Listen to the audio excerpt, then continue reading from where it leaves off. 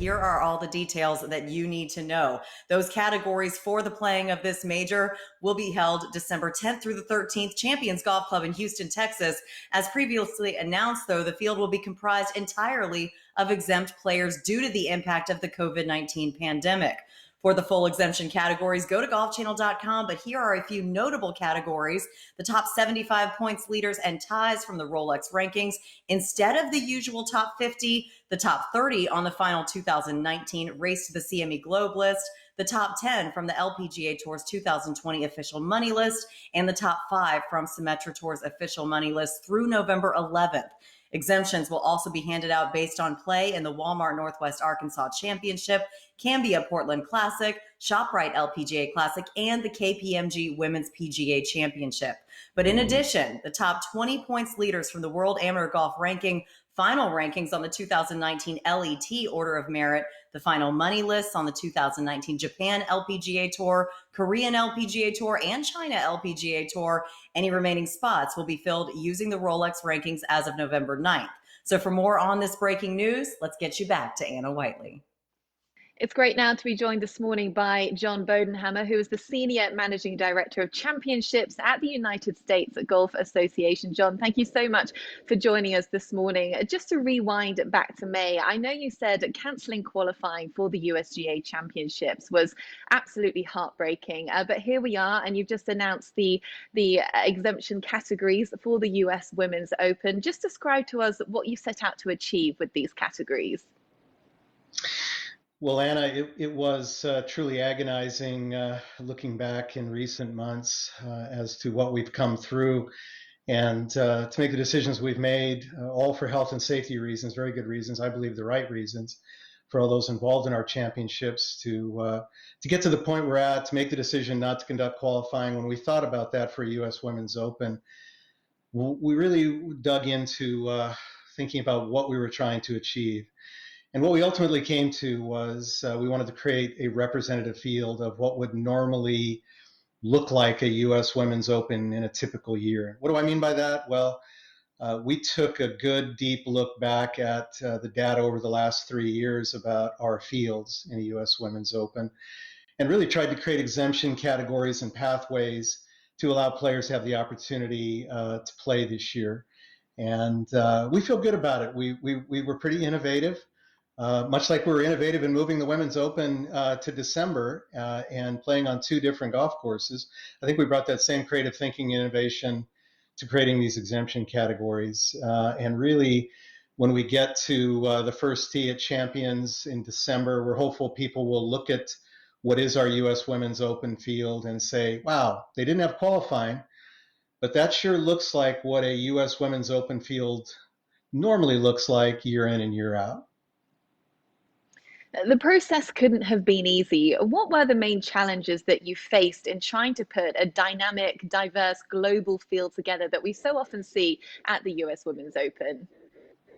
Yeah, it's true, Anna. It is a very diverse field, and that was clearly, and we knew that going in, but that was made even clearer with the data that we looked at over the last few years of the U.S. Women's Open. I think perhaps the biggest challenge that we came through was just uncharted territory that this all was. You know, qualifying, we like to think of our championships, all of them, as the ultimate meritocracies in the game. You earn your way in through qualifying. Yeah, they're the DNA that makes up USGA championships and the cornerstone of what we do. But really the unknown, the health and safety challenges, the day-to-day changes with all of this were really difficult hurdles to overcome. And I think we feel good about what we've created here. We can't control who enters. There are travel restrictions and things, but I think we've come to a good place where we've given an opportunity. We will give an opportunity to a lot of people that from around the world and amateurs and even developmental tours to be able to play in the U.S. Women's Open. And while we don't have qualifying, we still have those pathways, and we'll have a representative field. As you mentioned there, part of the heart and soul of the men and women's US Open is just how open the fields are. So often we get so compelled by the Cinderella stories that we see every year. How have you tried to keep those opportunities alive? We've done that, and I think probably the most creative part of this, maybe a little bit surprising to some people, is these play your way in or earn your way in opportunities.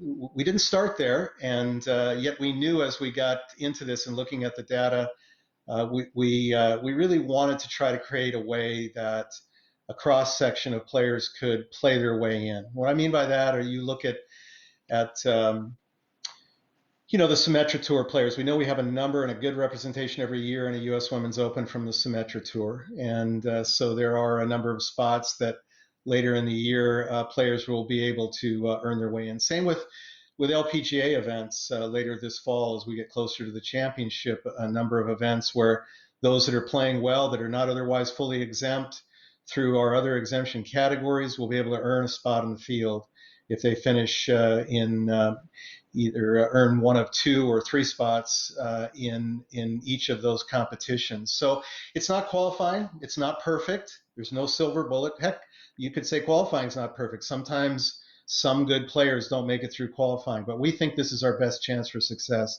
in 2020. Due to the fact that it will be an exempt-only field, of course, it will have a different feel. But as a result, in a way, do you think we might be seeing the strongest US Women's Open field that we ever have seen? That's an interesting question. And I will say that we do look forward next year to returning to qualifying. This is a one-off. I think we could have I know we'll have a very strong U.S. Women's Open field. We always do. It's just being compiled in a little bit different way this year. But I like to think of it maybe not as the strongest field, but truly a representative field in a year that we didn't have qualifying. And you think about qualifying, it's really the great equalizer. Qualifying doesn't discriminate about where you come from, your background, what you look like, what your swing looks like. You just have the ability to get your ball in the hole better than everybody else, and you can earn your way in. And that's it. And that's the beauty of qualifying. We look forward to returning to that openness next year. Good stuff, John. Well, it's wonderful to hear your thoughts as always. And of course, it goes without saying, we look forward to the renewed partnership between the NBC Sports family and the USGA. So thank you once again for joining us. Thank you for having me, Anna. We look forward to the remainder of the year. It's going to be great.